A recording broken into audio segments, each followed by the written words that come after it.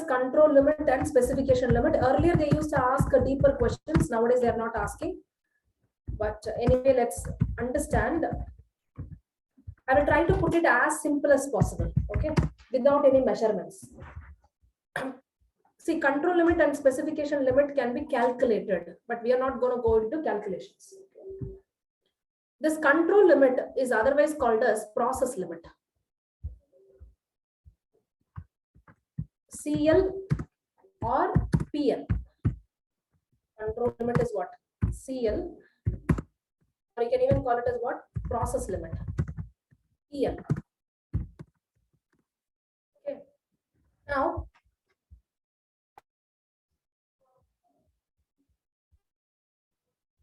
okay, let me discuss this also. Specification limit. Who gives the specification? Customer. Specifications are derived from the customer's needs. So specification limit is otherwise called as tolerance. Tolerances or tolerance limit. Customer tolerance. So you can say SL or TL. Okay. In other words, control limit is VOP, specification limit is VOC. What is VOC? Voice of customer. What is VOP? Voice of process.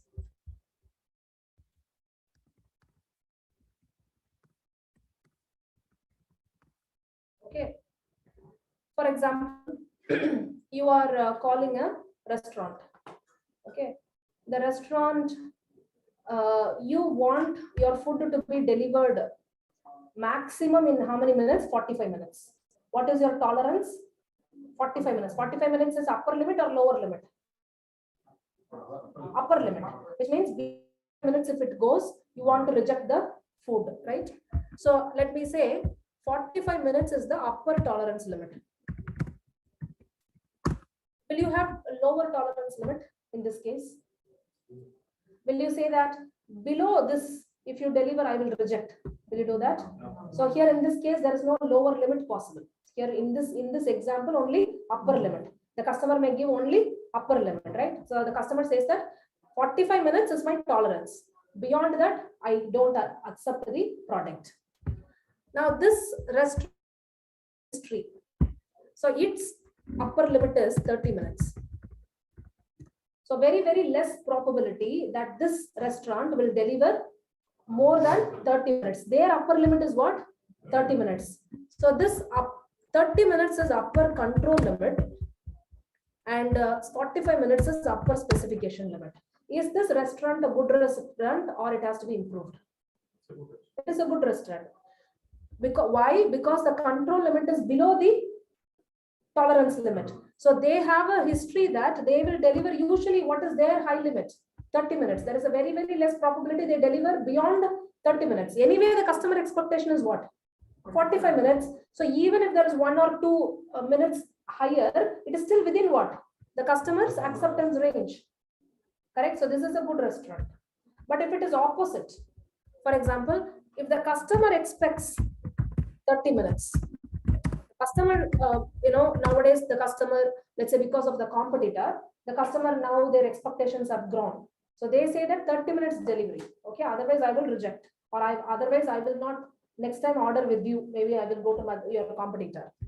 But this particular restaurant have a history. The history is they upper limit is what? 45 minutes.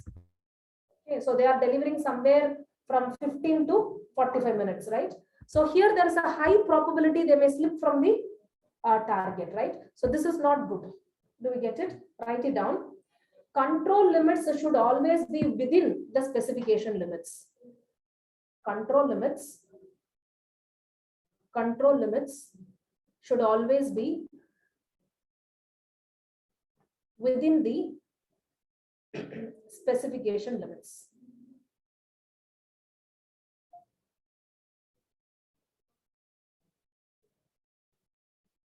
Okay.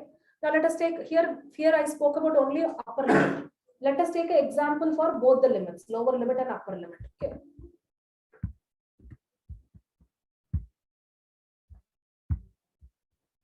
So let's say that you're running a coffee shop. Okay. So a customer comes to a coffee shop, and when they order for a coffee, they are looking for a particular temperature at which this coffee have to be served. What is the, how much hot is hot for you in the coffee? Maybe 70 degree, 75, let's keep it between 70 and 80. So 75 degrees Celsius, if it is below 75, will you reject? Or below 75, would you reject? Or what is your rejection point? 60 is your rejection point. So you don't want the coffee to be delivered, let's say.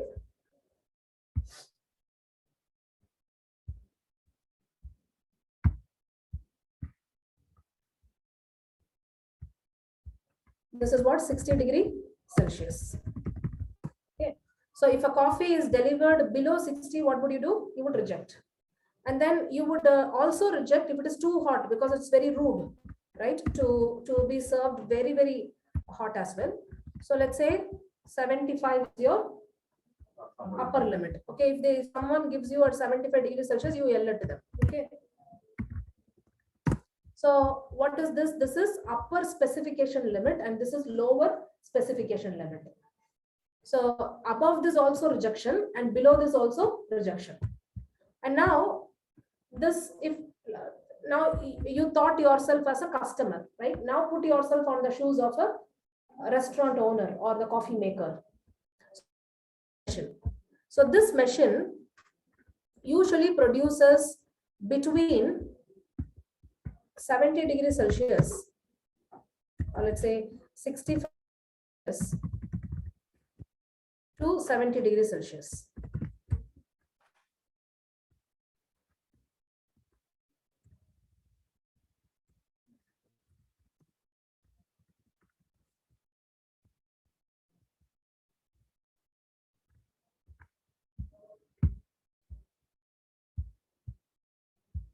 Okay.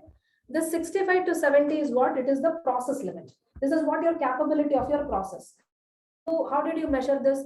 You made 100 coffees with the help of that coffee machine, and you saw the highest and lowest. Of course, we don't just look at the range, we will calculate it, but forget about the calculation. So you have done an observation, you have done a study. So from your study on this coffee machine, every time you press the knob cappuccino, it produces coffee sometimes 65, 66.3, 68, 70, sorry, 69.55. So you understand that your coffee machine have the capability of producing what? Between 65 and 70. There's a very, very, very less probability your coffee machine produces above 70 and below 65. Is this a good coffee machine or a bad one? It is a good machine, right? But if it is opposite, then what happens? If your coffee machines is producing between like 80 and 70, okay, then what happens?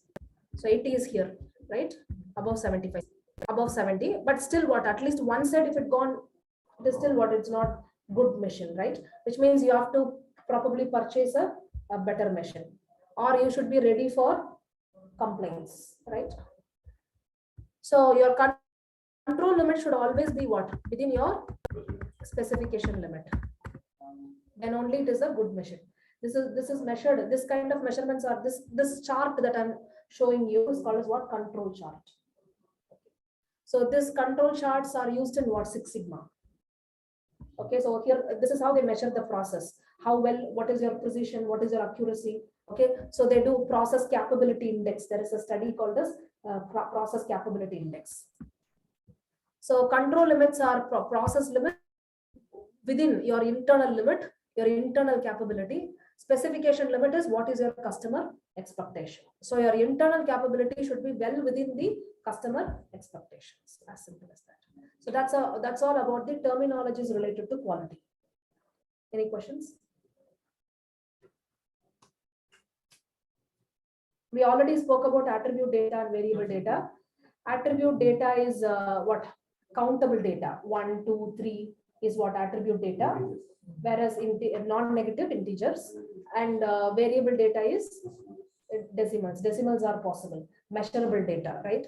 5.3, 6.1. We spoke about this when we spoke about iterations and converting iterations into time, right? That's when we spoke about it. Why they include this particular topic under quality when you are measuring? For example, for some measurements, if it is an attribute data, then certain statistical measures will not work out. For example, you have mean, median, mode, right? This we would have studied right from our school days, right? Mean, median, mode, all the three are what? All the three are central tendency measurements. But when should you use mean? When you should use median? When you should use mode? If it is an attribute data, don't use mean. If it is a variable data, use mean, right? So what kind of a statistical measurements you will use to study your process, it depends upon the kind of the data. Yeah, anyway, we are not going to go deeper into it. So when if you are going to in future, if you're going to study like data analysis, so first of all, what are you, many a times the mistakes are due to this. They use a wrong measurement for a attribute data. If you're using for an attribute data, we should not use what? Mean. Mean is a wrong measurement for what? Attribute data.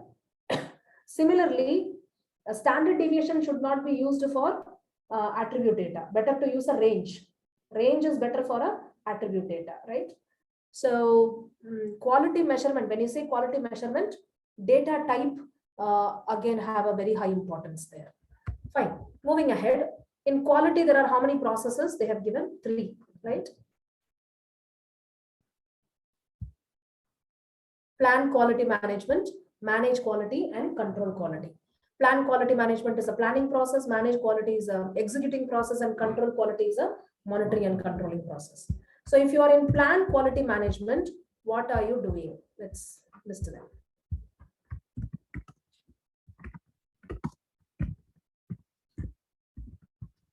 The first thing that you have to do is, before you prepare your quality management plan, understand the company's quality policy.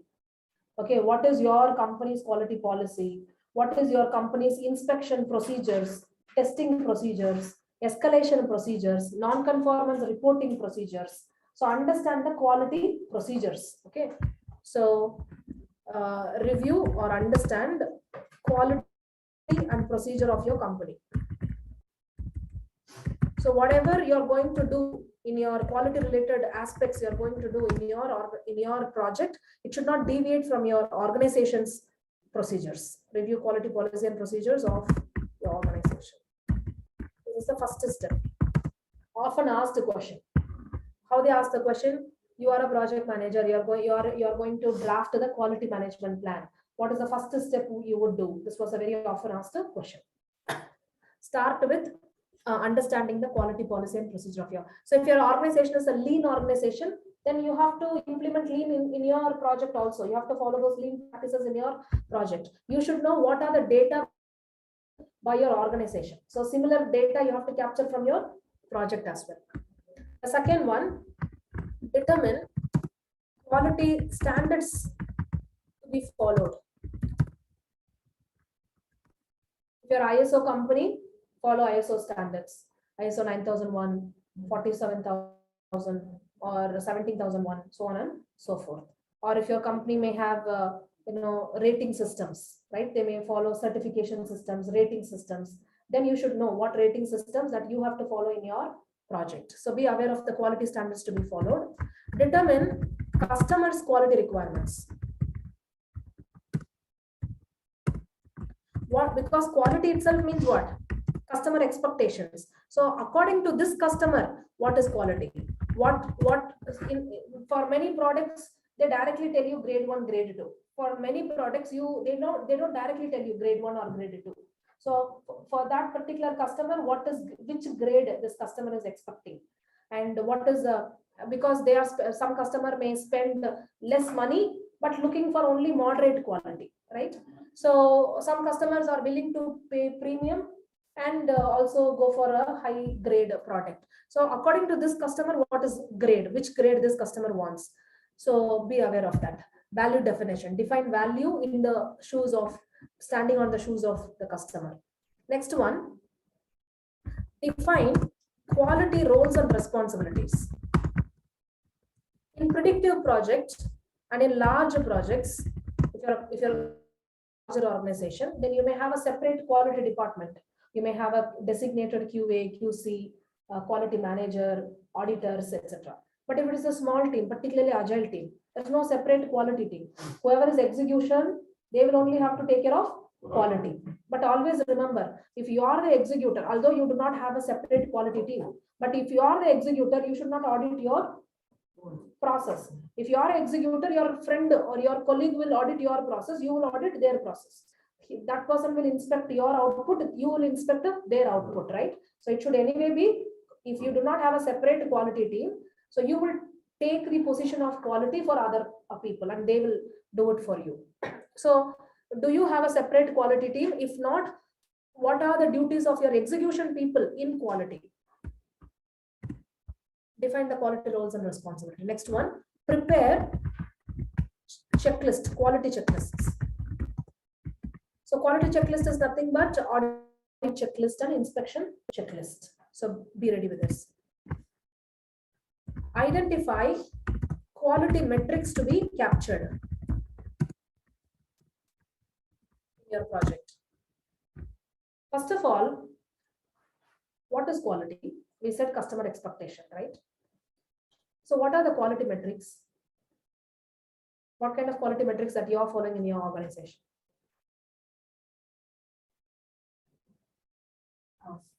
Pardon? Pardon? Yeah, what are the, give me specific measurements. Sorry? On-time delivery, delivery time, okay.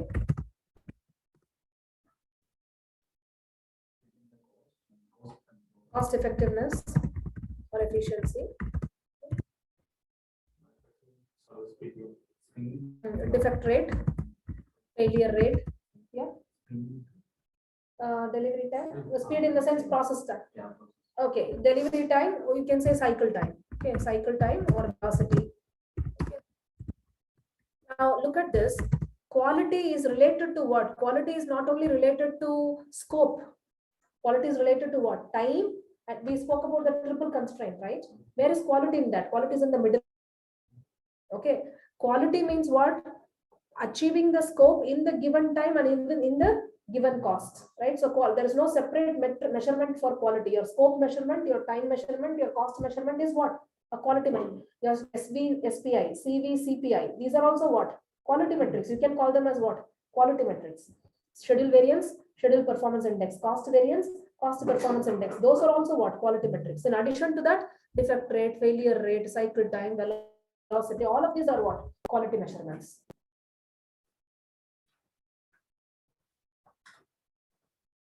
What is COQ? Cost of quality. What are the two types of COQ?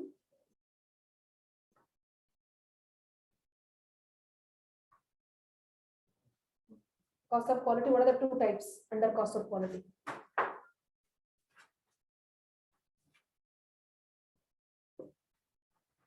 Cost of conformance, cost of non-conformance. And what are the subtypes?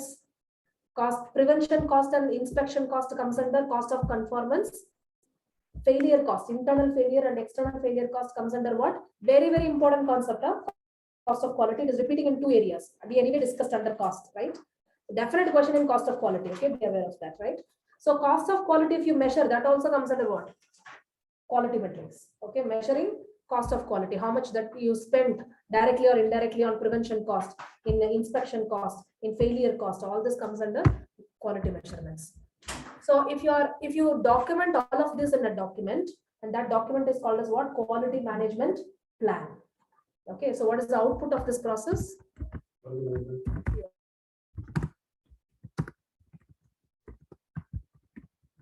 If I have to say, the output is quality standards, quality customer quality requirements, quality roles, quality checklist, quality metric. These are individual sub outputs.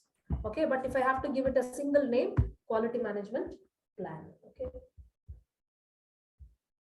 nothing more to discuss here. Second, what is the next process? Manage quality. So let's compare and contrast. Manage and control. I think I spoke about it earlier. Manage is a executing process. Correct. The old name for manage quality, what is that? I told this in the very beginning. Quality assurance. So manage quality was originally called as quality assurance, QA. They renamed it only in the 6th edition. Till 5th edition, it was called as what? This process was called as quality assurance. For two reasons, they renamed it. Reason number one, they want to have a common name. For example, you take executing process, manage work, manage knowledge, manage a team, manage a stakeholder, manage quality. So they want to standardize the terminology. So that is why they use the word manage. Another reason is when you say manage quality assurance, it includes only one activity. But in manage quality, it is not only quality assurance, it also includes quality improvement initiatives. If you are implementing quality improvement initiatives, that also comes under what? Manage quality. So they want to extend the scope of this process. So they call it as what? Let us not call it quality assurance, manage quality. Okay. What is quality assurance? What is quality assurance? What is the difference between QA and QC? Control quality is what? QC. Okay, manage quality, QA. What is the difference? What is the duty of a quality assurance professional and a quality controller? Many a times it will be a single designation, right? QA, QC they say, right? Because they do both the activities. In some organizations, bigger organizations, they may see, you can see QA separately and QC separately. So what is quality assurance? Quality control within process. Compliance with the standards. Which one? Quality assurance. Quality assurance. So process is QA, not QC. If you ensure your process is correct, that is QA. If you ensure your output is correct, it is QC. Okay. So if you are implementing the standards or ensuring everybody follow the standards. Okay. So educating your people to follow the standards in the process. For example, if you have a ISO auditor, what does this person say is C? QA or QC? QA. Because what do? They see that whether you're following the process properly according to your procedure manual, correct? So process audits also comes under where? QA, conducting process audits. So educating your people to follow the right standards and ensuring everybody is following the standard in the process. Conducting process audits comes under what? QA. But whereas quality control is, you are verifying the deliverables, verification of deliverables. Inspection. Okay, that is why they say audit comes under QA, inspection comes under QC. But many a times we don't differentiate audit and inspection. Okay. According to the PMBOK guide, audit is what? If you are checking the process, it is called as audit. If you are checking the output, it is called as inspection. Okay, this is how they differentiate audit and inspection. So verification of deliverables, internal verification of deliverables is quality control. If your customer verifies, what do you call it as? What is the name of the process? If you verify, your quality control internally verify whether the product is as per the specification, it comes under control quality. If your customer verifies, process called as. We discussed this earlier.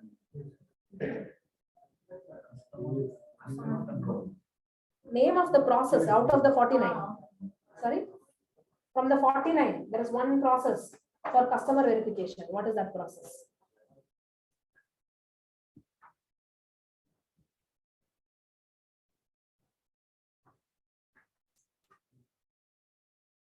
I will give you one clue. It is also in control, monitoring and controlling only. By integrated change control is to, it tells you how to handle the changes, right? Validate scope. Do you see the process? scope. Customer verification and acceptance. I told you this at that time. Okay. So we also said this control quality comes first and validate scope comes next. But we are looking at it here because knowledge area wise scope comes first, right? So control quality is your internal verification. Validate scope is your customer verifies, client side inspection, you can say. Okay. Verification of deliverables. Okay. Control quality, maybe here you can note it down. Okay. And this process is followed by validate scope, which means customer verification and acceptance, or whoever is in the position of customer. If it is an internal project, in an agile project, position of the customer, Product owner. product owner. Product owner verifies also, it comes under what? Validate scope, because in that case, internal customer is your product owner. Customer or anybody who's in the position of customer, they verify.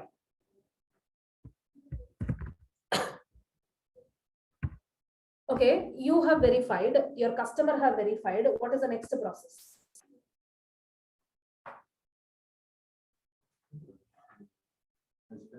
Close project. Okay, so the sequence is like this.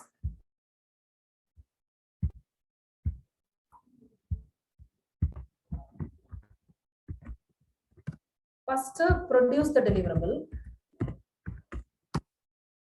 Okay, and then internal inspection of the deliverable, and then customer inspection and acceptance. Customer or anybody who's in the position of customer verifies and accepts, and then handover. Correct. So in which process we produce deliverable? Take the 49 in front of you. Which process producing the deliverable?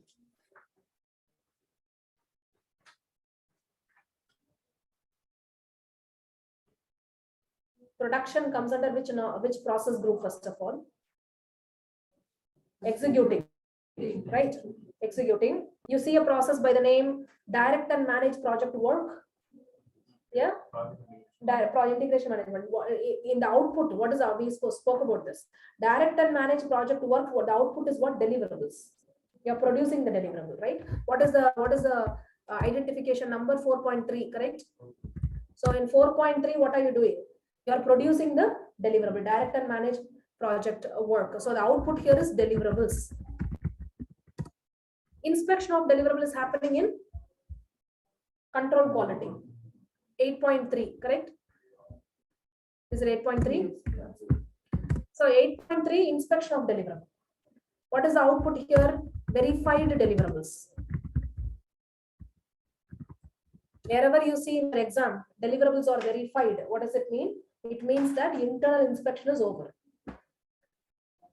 In which process customer verifies? Validate scope. 5.5. The output is accepted deliverables, because customer verifies and accepts. So customer verifies based on acceptance criteria. Okay, so that's why they're calling it as acceptance deliverables. Handover is 4.7. Close project. The output is final product or service or result. Handover. Okay. This is the sequence. This sequence is important. Take a picture and post it in the group. So this is what are we doing? This is process number and this is the output.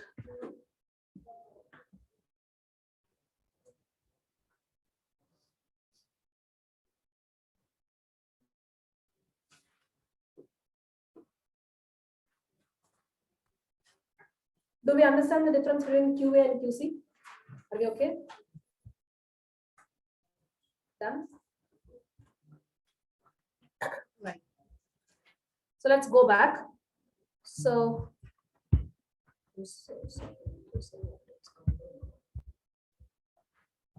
what is quality control? Verification of deliverables. If the deliverables are good, it will move to next step. If they are not good, it will go to what? Rework. So forward to rework if not good.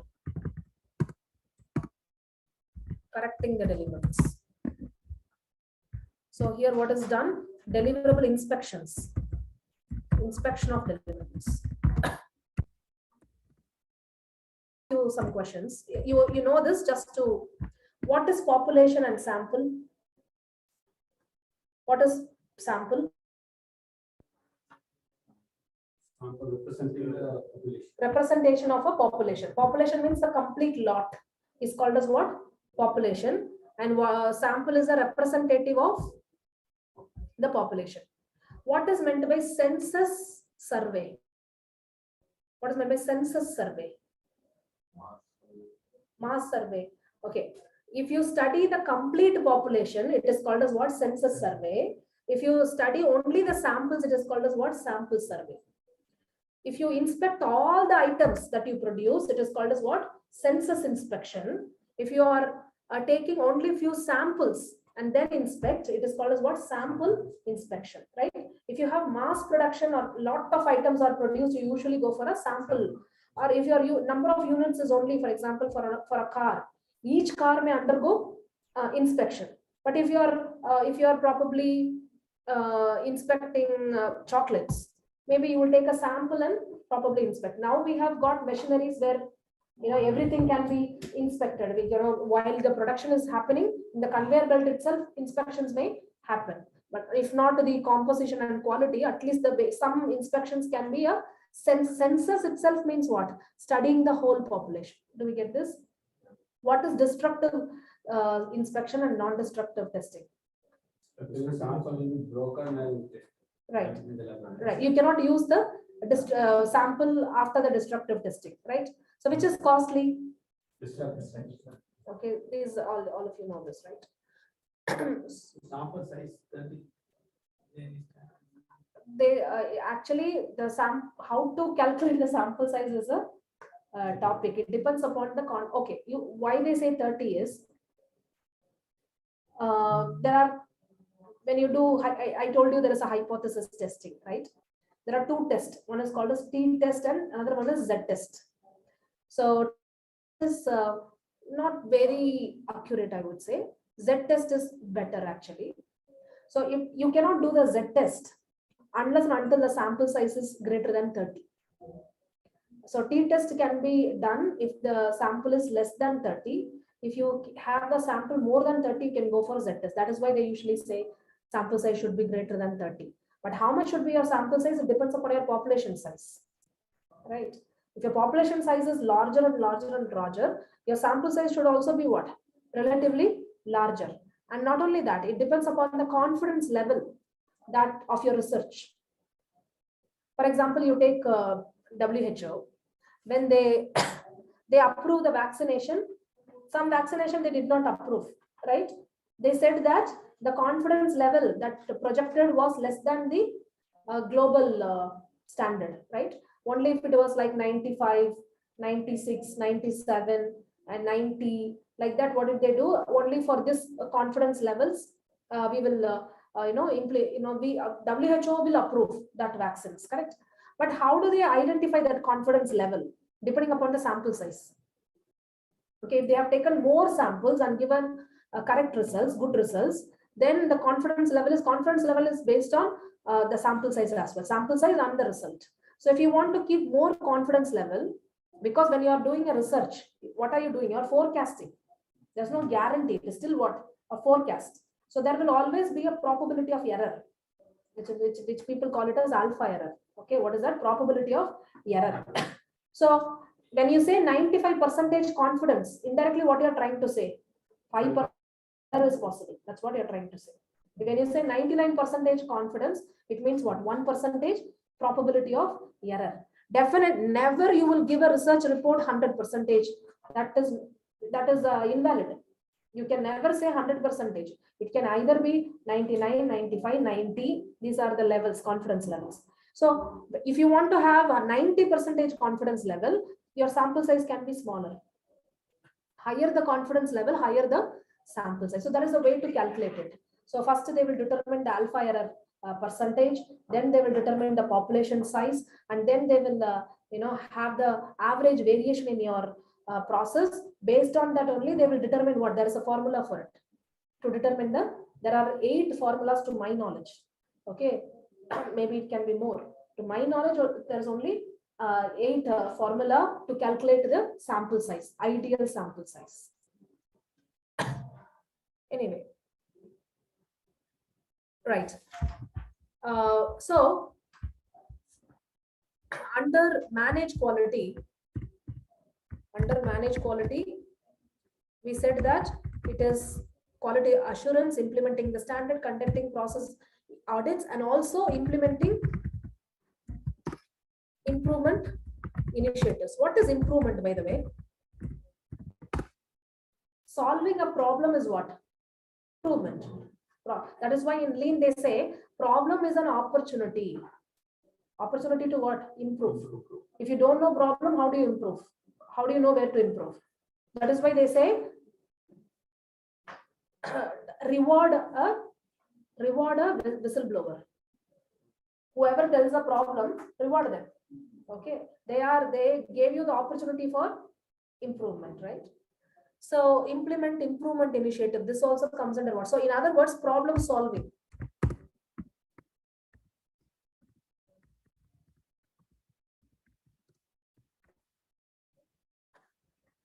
Fine. So what is the output of managed quality? So the output of managed quality is quality reports.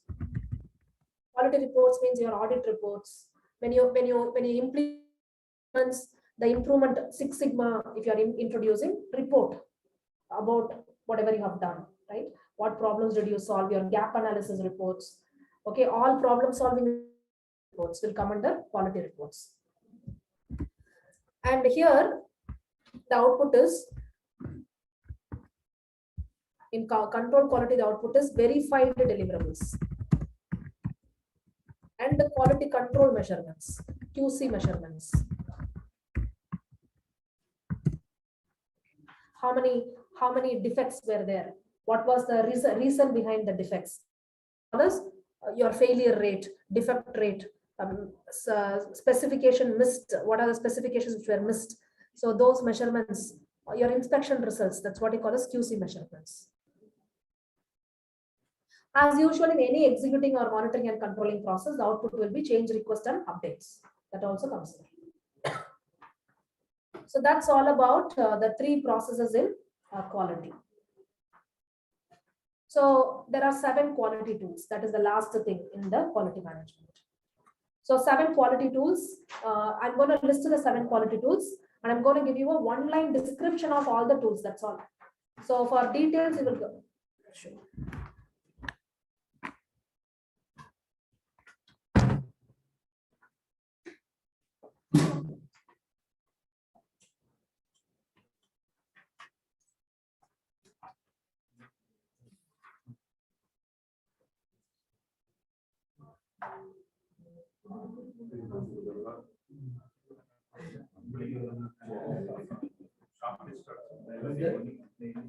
I shared this is only the book if you study it's all the information about each and every process. How you did it? I got it from a colleague. She finished it. It is more. I forwarded the book.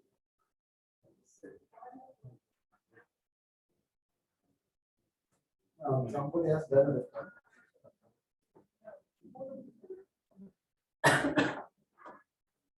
So 7 quality tools, I'm going to list them, and I'm going to give you a 1-line description. For details, you're going to look at the video.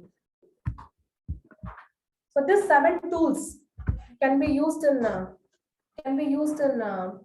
in any, whether in plan quality management, manage quality, control quality. It can be used in all the processes. These are common tools. Now these tools are introduced by Ishikawa. Have you heard of this guy? Ishikawa. Japanese. Okay. No, there is a diagram called as Ishikawa diagram. Have you heard of it? Fishbone diagram. Fishbone diagram is otherwise called as what? Ishikawa diagram. Okay. So Ishikawa, he introduced Kaoru Ishikawa, that's his full name. Okay, Ishikawa introduced a concept called as quality circle in manufacturing on those days. So what is this quality circle? He says that, see, if there is a problem, who have to solve that problem? The team who's working on that, in Agile, we call it as what, retrospective, right? The team should reflect their lessons learned and have to implement the improvements. Again, inspiration from where? From manufacturing, okay, from lean. Lean also follows what? Quality circle. So he introduced a concept called as quality. Quality circle is nothing but a group of people, voluntary group of people who will meet every week. Okay, and they will, in that week, probably 2 hours they will meet. Okay, so in that 2 hours, they will discuss what was the problem. They will pick one problem that they want to resolve. Small problems. The problems can be like, machine setup time is increasing, or some defect rate has increased in the last week in this particular product line, or machine breakdown time have increased, downtime was high. So they will take some problem that have happened in that week. It can happen a weekly once, or it can sometimes happen 15 days once, fortnightly once. So during this time, they have to, who are these people? Frontliners, all operators. On those days, the frontliners are usually unskilled people or semi-skilled. So Ishikawa helped these people, trained them on these tools. These tools will tell you how to investigate a problem, how to find the root cause of a problem, right? RCA, root cause analysis, right? So root cause analysis, who was the main person behind RCA? Ishikawa. Okay, so Ishikawa put all the 7 tools as what? He called it as QC tools, but today we are not calling it as QC tool. We are calling it as basic 7 tools. Basic 7, classic 7, old 7. These are other. These are nothing but problem investigation tools. None of the tools give you solution. All the tools tell you what is the problem, because Einstein said, if I have 1 hour to solve a problem, 55 minutes to find the problem, 5 minutes to give a solution, right? If you find the cause, solution is easy. If the problem is with the equipment, if you understand, you will either rework on the equipment or replace the equipment. If the problem is in the deviation, then fix the deviation. Find solution is straightforward, but understanding where exactly is the problem, that is your, that's the big deal. So these 7 tools will help you to investigate. Tool number 1, flow chart. Tool number 2, cause and effect diagram. Ishikawa did not develop all the tools. Ishikawa only organized these 7 tools. Ishikawa, out of this 7, Ishikawa developed only 1 tool, which is this one, cause and effect diagram. So this diagram is otherwise called as Ishikawa diagram or fishbone diagram, because it looks like a fishbone. Japanese want to see everything in fish, right? So fishbone diagram. And then the next one is checklist. Checklist is different. This is check sheet. Excuse me. Histograms. Pareto chart. Scatter diagram. Control chart. Sometimes people are replacing this control chart with the sampling. Some people are replacing it with the run chart, but control chart.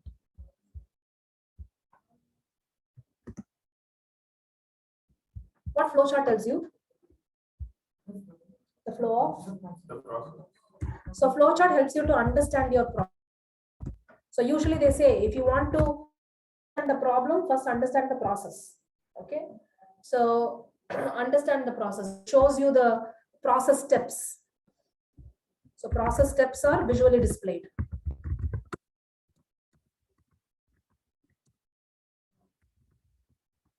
There is a special type of a flow chart called as Cypok diagram. I'll show you.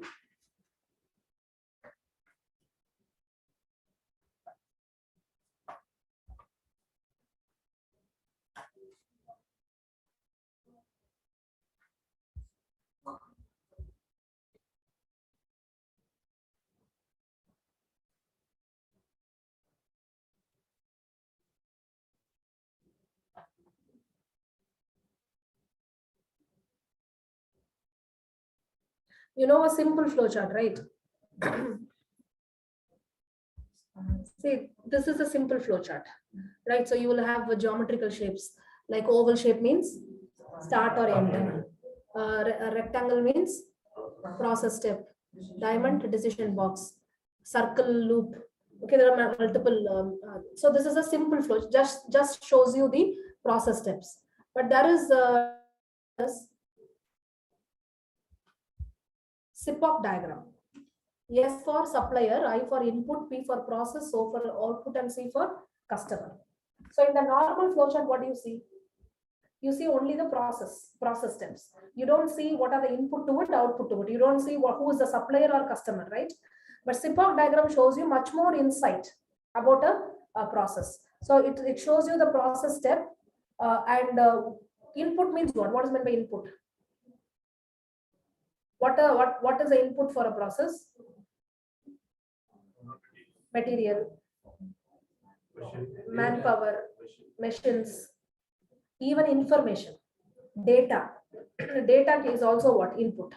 So in the input, we will write down all the equipments which are used, not only equipment, softwares, all the equipments used, all the softwares used, all the materials used, all the data information checklist used.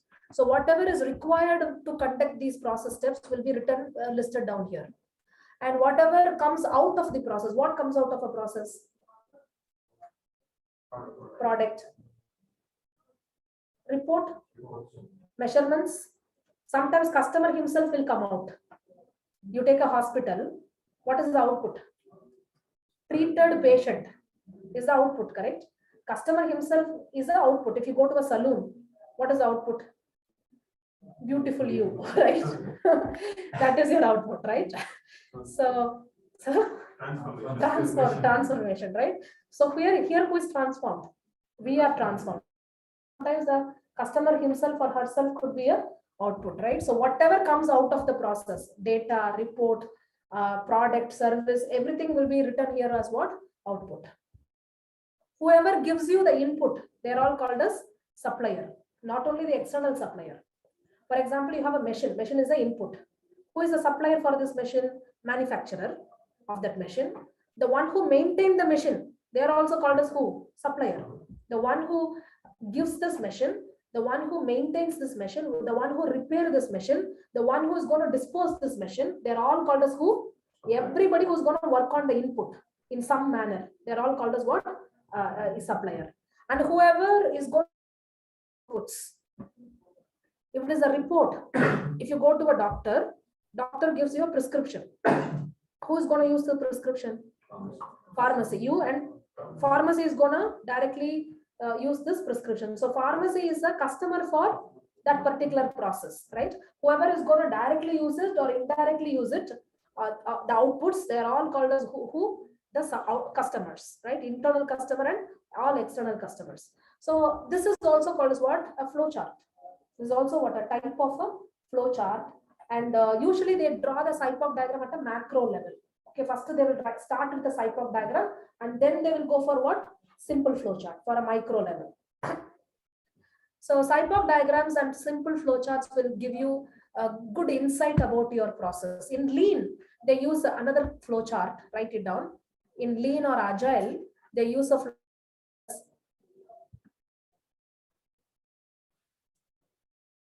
value stream map. VSM. Value stream map, one of the complicated flowchart. You can see many interesting symbols. Yeah, logistics. So here you can see truck. Truck means what? Transportation is happening.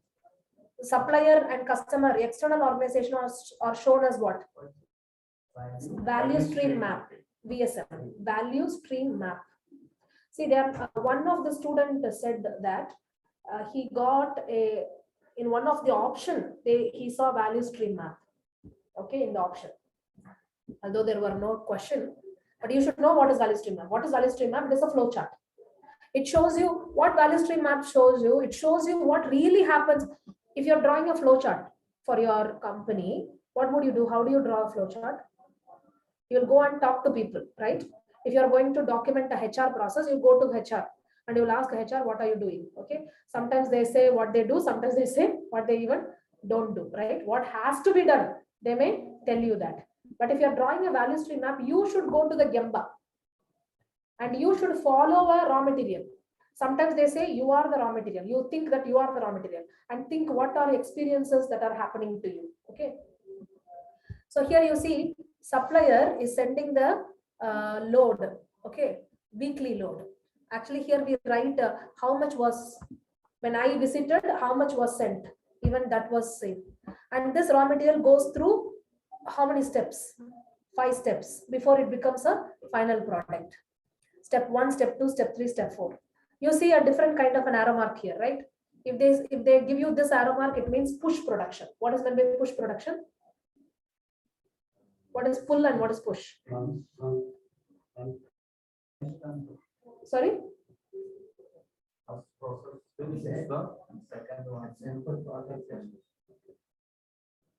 What is pull flow? Downstream, upstream. So yeah, what is that exactly? Downstream. If the downstream gives a feedback to the upstream, Kanban will help you to install what? Full flow production, correct? So if you are if the task, the process one is keep on producing without worrying about the task to demand, it is called as push production. But if the task one is going to get a feedback from the task two and accordingly it produces, it is called as what? Pull production. So if they show this kind of an arrow mark, what does it mean? They are not following Kanban. That's what it means. Okay, it is a push production. You can even see this. What is this? Inventory. How many items are there in the inventory? 3,000 units. This itself will tell you that they are doing what? Push production. If there are huge amount of items in the inventory between two processes, what does it mean? Task one is keep on producing, okay, without knowing the demand of the task two. They're not limiting the queue. That's what it means, correct? So how many people are working? This is the symbol for people, person. Okay, one person here working, here 1.5, which means one full-time and one part-time. Here one part-time, here one full-time, one full-time. CT is cycle time. What is cycle time? The process touch time, right? The time taken for the time taken for one unit. So for one unit is finished in how many seconds? 45 seconds. Here 40 seconds. Here 55 seconds, 30 seconds, and 10 seconds. So you can see 45, 45, 30. Value added time or non-value added time? Is this value added time or non-value added time? The process time is value added or non-value added? Value added. So this is value added. 45 seconds is this person work 45 seconds useful work. Okay. Conversion. This is what time for conversion. You can see 10 days. 10 days is what? Inventory time, waiting time. This is non-value added time. So the total value added time is how many seconds? 45. So you can 130 second is what? Total cycle time. This is the value added time. But what is the lead time?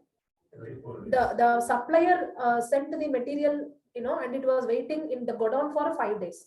And then here it was, I'm following one raw material, right? So I'm just following that raw material, and I see that 10 days it waited before here and here, 7 days it waited here, 4 days it. So what is the lead time? 34 days. The difference is what? Non-value added time. The difference between the lead time, throughput time, and the total cycle time is what? The non-value added time, right? So this much waiting is happening. This much overproduction is happening. Correct? All of these are what? Unused items, but waiting, simply waiting. Overproduction of the number one. This is overproduction of number two. So write it down. Value stream map is a special type of a flow chart. Value stream map is a special type of a flow chart used in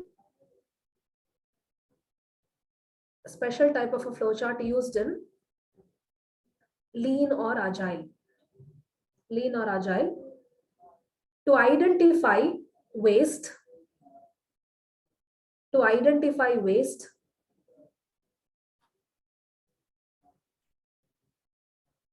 to plan Kaizen activities, Kaizen activity means what? Improvement activities. Okay, where you have to improve. So here, which many processes have to be improved, but which one has to be first improved? Process. Is it not? Why? Why process 3? That is 2, no? No, okay, okay. Bottleneck wise, yes. Bottleneck wise, yes. The task 3, the problem is what? Bottleneck. So you have to limit the bottleneck, or you have to here, but the cycle time is only 5 seconds. Okay. So you have to investigate why there is too much of this one, or you have to introduce a Kanban here. And then out of this, where the cycle time is very high. No, here it is 300 seconds. No, that is not. Okay, so that's changeover. Okay, changeover 45 seconds. Process 1. Here 45 seconds. Where the changeover time is high? Both task 4 and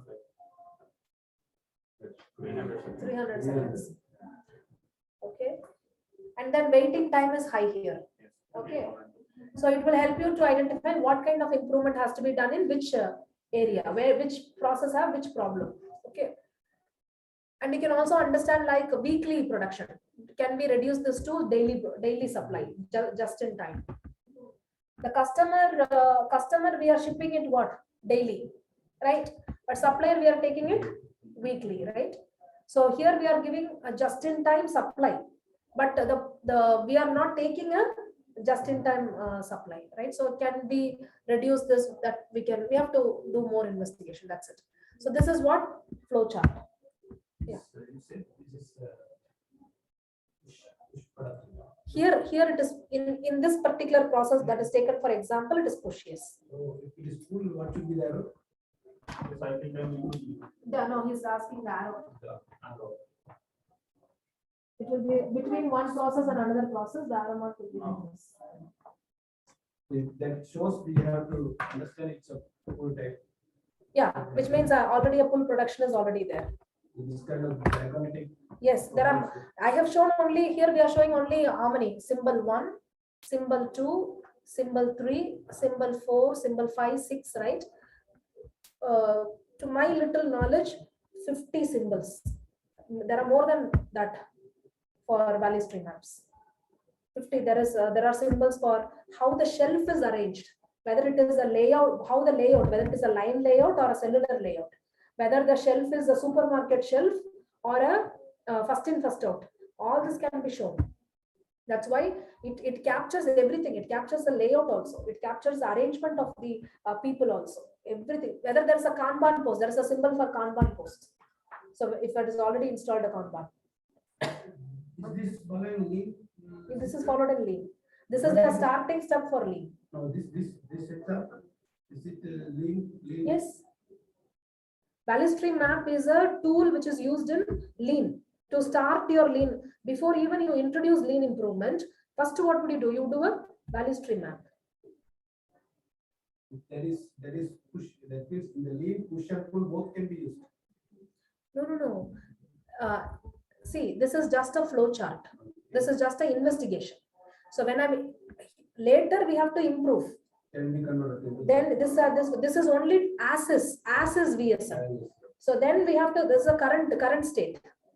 Okay. Then we have to improve it, and then it will become the future state. Right. We can convert same chart into that. Correct. So here there are 3 VSMs we do. Okay, VSM current state, VSM with Kaizen Blitz, VSM future state. So likewise 3 VSMs they will do before they enter into the lean improvement. All right, moving ahead. So just to understand, value stream map is a flow chart, nothing but a flow chart. Okay. What is the second tool? I think the slide was 85.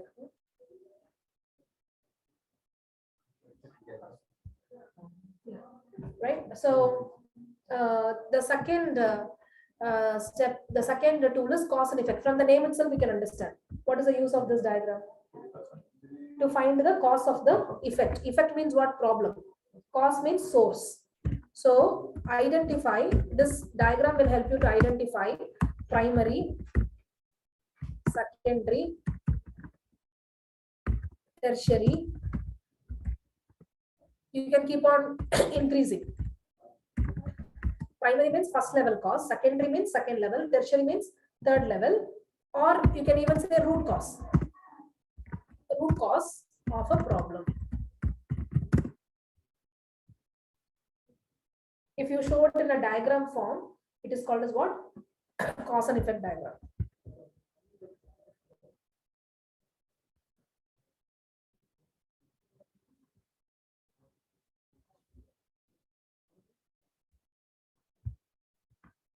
So this diagram is what? Cause and effect diagram. It looks like a fishbone, right? That's why they call it as a fishbone diagram. So first, where is the effect here? This is the effect problem. So what is the problem? Diameter out of specification. Some products diameters are out of, so there is a defect. Okay. And what could be the primary cause? These are primary causes. Men, machine, material, method, mother nature, just to have a M word. They say 5M, right? Men, machine, material, method, mother nature. Nowadays they are including one more, measurement. Okay. So these are what? Primary causes. These are the first source. Okay. So what is the problem in method? Wrong, some operator followed a, or one process step was missed. This is what secondary cause. If you investigate why a process step was missed, why somebody followed a wrong procedure, if you have a reason, a root cause for that, then that will be third level cause. So sometimes here you can see chamber was malfunctioning. Why the chamber was malfunctioning? Because of too much humidity. Why there is insufficient lighting? Because the layout was poor. We have to change the layout. This is third level cause. So that this diagram, write it down. This diagram is otherwise called as YY diagram. YY, not 5Y, YY. Because it can be 5Y, it can be 3Y also. Usually they say that how much ever complex your problem is, if you ask 5 Ys at the 5th level, you can get your what? Root cause. Okay. You remember these rhymes in a kindergarten? There is a rhyme, no? Why the baby cried. If you'll all keep on asking why, and finally the reason was, finally it starts like this. The rhyme starts like this, right? Why the cows did not came on time. Okay, that's how it starts. It is in all languages. It is in English. It is in my mother tongue also. And finally, the reason would be like an ant have bitten the baby. Okay, so from there, if you start why, the whole rhymes is all about that. And finally, the root cause will be an ant have, bitten this baby. That was the reason. Likewise, you ask why, fifth why they usually say, you will find the root cause. So here we are asking, right, why an diameter is out of specification. And then we are asking why there's an error in method. Okay, or why the chamber is malfunctioning, right? So we are asking why. So it's called as what? YY diagram. Fishbone diagram, YY diagram, Ishikawa diagram, cause and effect diagram, whatsoever you want to call it. One of the most useful tools, common sense tool, nothing more we are using here, right? One of the most useful tools I have ever seen. Many of the problems are just solved by, there's no measurements here. What are you doing here? Here it is only brainstorming using a template. Okay, your people come together, brainstorm using this template. And this have solved many of the problems in any industry. Okay, cause and effect diagram. Right. What is the third one? Check sheet. First, I will show you the check sheet. This is check sheet. What do you see here?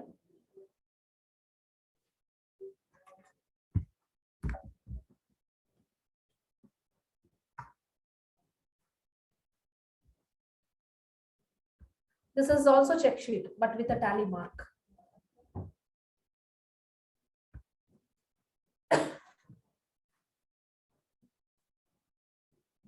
What are these? Defect types, right? Defect types. What is this? Frequency, right? Right, write it down. Check sheet is a data collection sheet. Check sheet is a data collection sheet. what it collects. You can use it for anything. For defect also you can use it. So you can say the data collected is frequency of occurrence of anything. Frequency of occurrence of defect, defect in whatever form. Late delivery, how many items were delivered late. Defect, late deliveries. Or production, in which shift they produced high, in which shift they produced low. Production or productivity, anything can be. So it is a very simple sheet. So you can, if you are using numbers, it is called as check sheet. If you are using the tally mark, it is called as what? Tally sheet. Anyway, tally sheet is also an example for check sheet. Tally sheet is much more visual. So if you are showing the same frequency in a bar chart, it is called as what? Histogram. Histogram is a bar chart, frequency distribution bar chart. If you have less data, you can show check sheet. But if you have more data in thousands and thousands, you want to visualize that as what? As a bar chart.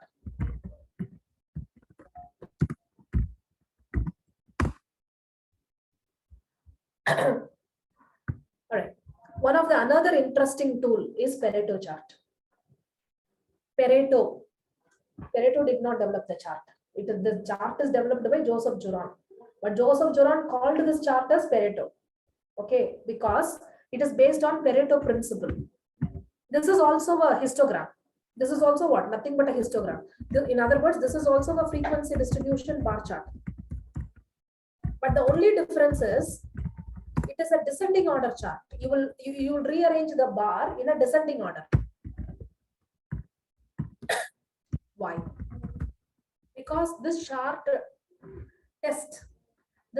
tried to test whether an 80-20 rule is followed, or whether 80-20, what is 80-20 rule?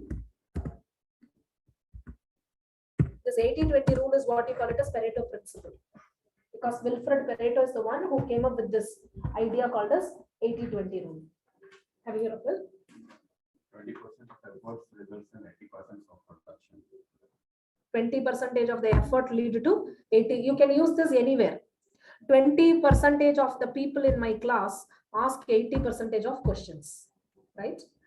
You can even say 20% of the employees in a company gives 80% of the production. 20% of a product in your company gives 80% of your revenue. That's what they call it as cash cow. Correct? Here we are talking about what? Problems.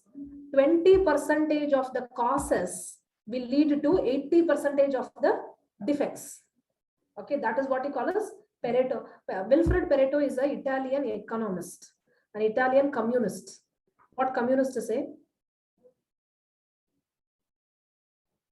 20% of the people hold 80% of the wealth. Right? Right? This is how it started. Okay. So this is the statement given by Wilfred Pareto. Right? 20% of, sorry? 1% actually. Latest report came. Right? 1% of the whole billionaires around the world, right? They contribute only 1%. They have 80%, more than 80% of the global GDP. Okay, 1%.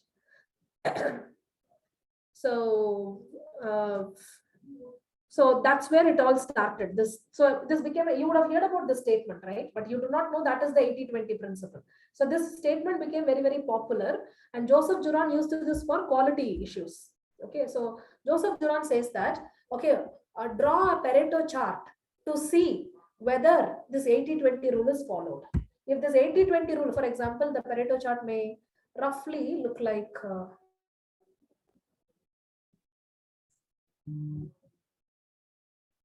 okay, so roughly look like this. Actually, this should not be other causes. Let me say that network issue. Okay, so if this is network issue, just replace this with network issue. So what does it mean? Network issue is the main reason for your complaints. Okay. So there are multiple complaints, but majority of the complaint is because of what? Network issue. So this chart is called as what? Pareto chart. Very simple chart, right? So you are finding out the number of defects and you are finding out the defect types and you are putting it in a descending order. So if you see big and you see a huge gap here. So if there's a huge gap, what does it mean? This particular problem have followed the Pareto principle. So if the problem have followed a Pareto principle, it is good or bad?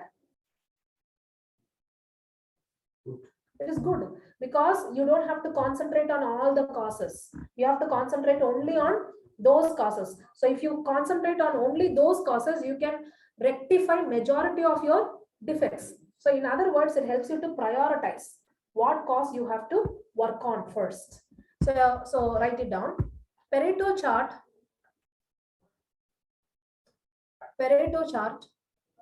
helps you to identify major causes and minor causes. These major causes are otherwise called as vital few,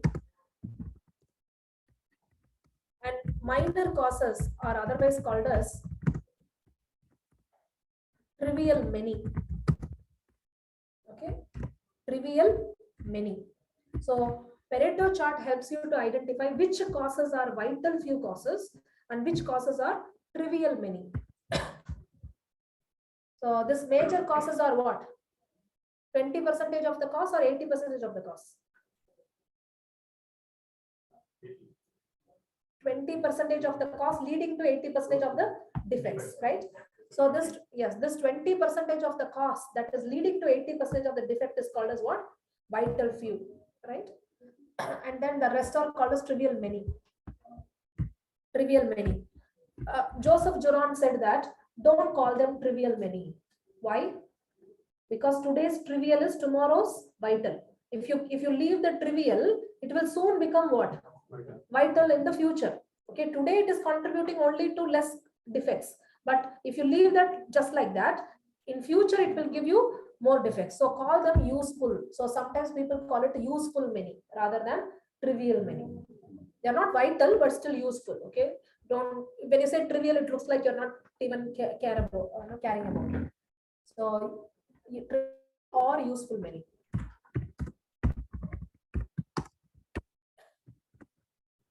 So that bar chart that helps you to identify whether there is a remarkable difference between the vital and trivial, right? So that's Pareto chart. Scatter diagram. Scatter diagrams. Okay, let me first show you a scatter diagram.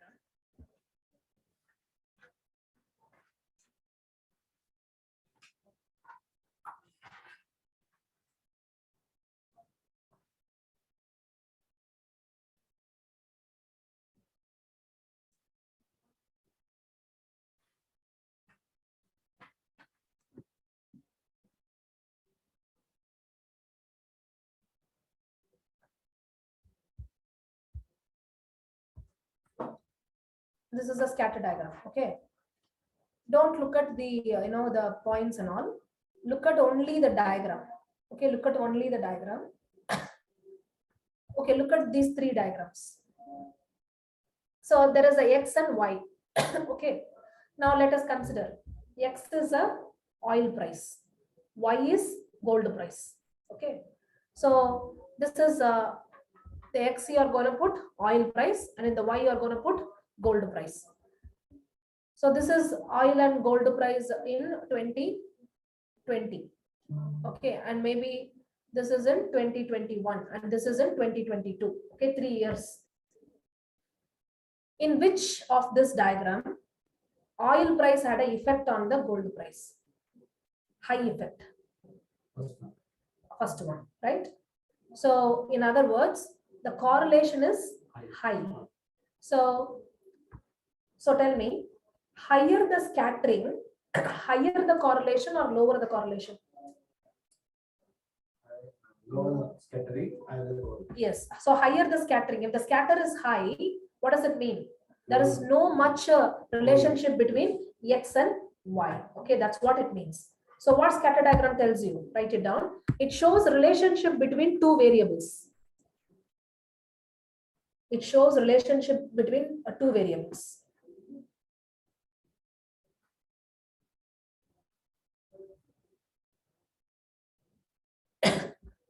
So look at this diagram again.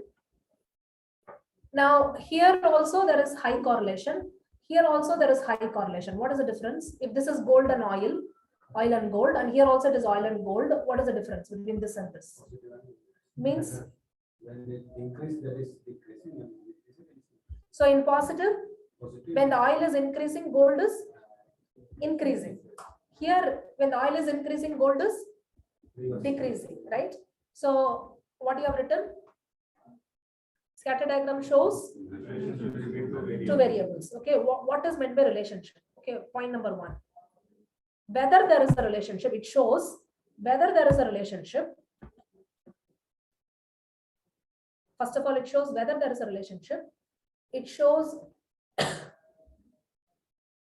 what is the direction of relationship, whether there is a relationship, the direction of relationship, and how strong the relationship is. So, whether there is a relationship between these two variables, okay, and then the direction of relationship, and then how strong is the relationship, strength. So here, out of this four, which one have relationships, possible relationships between X and Y? 1, 2, 3. These have no relationship. If this is how gold and oil price shows, what does it mean? There is no relationship. So it shows whether there is a relationship or not, and how strong. Out of these three, which one is strong? One is strong, the strength of the relationship. And it shows the direction of relationship, whether it is positive or negative. So scatter diagram shows whether there is a relationship and what is the direction of the relationship, whether X increase, Y will increase or Y is decreasing. And also it shows how strong, whether the relationship is linear. Linear means what? High strength. Or it is weak. So here it is a weak relationship. Here it is strong. Here it is the strongest linear relationship. So this R means what? The strength. So if R is equal to 1, what does it mean? 100%. 0.8 means 80%. But if it is negative 0.8, 80%, but negative correlation. Okay, opposite correlation, but still strong. Strong negative, strong positive. Linear positive, linear negative. If it is 0, no correlation. So what if it is closer to 1, strength is high. If it is 0 or closer to 0, it is not. So there are calculations. This is what is called as correlation coefficient. There's a formula for this, right? Which you will have studied in the world. You have heard of this Pearson correlation coefficient. All of you are engineering only you studied, right? Engineering, definitely this portion is there. Definitely Pearson coefficient is definitely there. Okay. So anyway, so this is another level of investigation. So what kind of which variables are is the variable is really having an effect or not? Of course, you have to take it to further investigation. So maybe the X can be a cause and Y will be effect. So you want to know whether the speed of the rotational speed of the machine, whether it have an effect on the quality of the output. Okay, so you can do what? Correlation. Whether how much time you are keeping it in the microwave oven, does it have an effect on the taste of the so you can have X and Y. So that is about scatter diagram. Last one. What is the last one? Control chart. We already discussed what is control chart, right? I showed you the control chart. So write it down. Control chart shows you the stability of the process. Control chart shows you stability of a process. I have given a detailed explanation about control chart in my video. Okay. Control chart tells you stability of the process, how stable the process is. Another name for control chart is process behavior chart. Process behavior chart.